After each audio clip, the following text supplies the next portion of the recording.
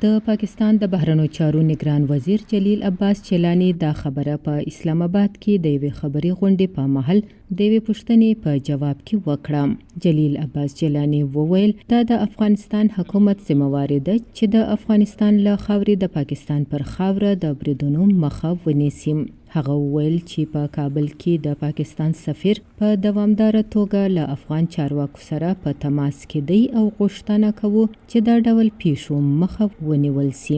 د پاکستان خو دغه هیله وه چې ګنې طالبان په کابل کې په واک کې رال یا راشي د هغې سره به په پاکستان کې امنیت راشي او دا کم خلک چې چونکې طالبان دي په هغې باندې اثر د افغان طالبانو دی نو دا به قابو کړی شي. خو هغه شانتې ونه شوه خو هغه بد اعتمادي ده او خبرې اترې سفارتي کوششونه هلې ځلې به هم روان وي چې د تعلقاتو او د خبرې اترې ډېر زیات هغې طرف ته لاړ نه شي چې د دواړو هیوادونو په منځ کې یو اوږدمهاله جنګ رامنځته شي. خو زما په خیال دغې طرف ته به نه افغانستان لاړ شي نه پاکستان، ځکه چې دواړو ته دا پته ده چې د دواړو په ګټه باندې دغه نه دی. د پاکستان د فوج تر مخه د چهارشنبې په ورځ لږ تر لږ 4 امنیتي ځواکونه هغه وخت ووژل شول کله چې پاکستاني ځواکونو په چترال کې د افغانستان څخه د ترهګرو د راننوتلو هڅه ناکامه کړه. اورپکو د پاکستان پر 2 امنیتي چوکیو بریدونه کړي وو. په دغه پیښه کې 14 څخه زیات ترهګر هم ووژل شول.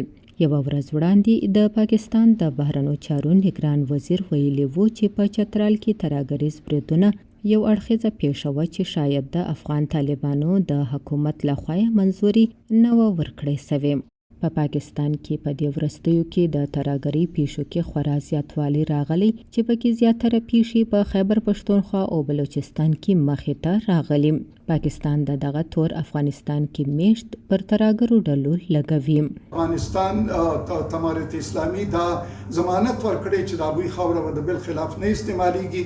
نو که دا استعمالیږي دا د دغه دوحه معاهده خلاف ورزي ده او بل طرف ته یو ګاونډي ملک دی او که ګاونډي ملک پاکستان ته امن نه ورکوي او خپل ځمکه استعمالیږي او په هغې قدغن نه لګوي نو بیا پاکستان دا حق لري چې د هغوی خلاف څه کاروایي وکړي. د پاکستان فوجي مشرتابه او پخوانی وزیر اعظم شهباز شریف خپل د وزیر اعظمۍ په محل ویلي وو چې ترهګریز بریدونو په پیښو کې افغان خلک هم شامل دي. خو د افغانستان د طالبانو حکومت وینا ده چاته به هم خپله خاوره د یو بل هیواد په ضد کارولو اجازه ورنه کړي. د بی بی سی د یو ریپورت تر مخه د افغان طالبانو د حکومت ویان ذبیح الله مجاهد د چترال د برید په اړه هم د پاکستان دغه دعوی رد کړي او ویلي چې پر نور ذمہواري اچولو پر ځای د پاکستان خپل داخلي ستونزې خپله هوارې کړي. رابعه پیر، وایس اف امریکا، ډیوا، اسلام آباد.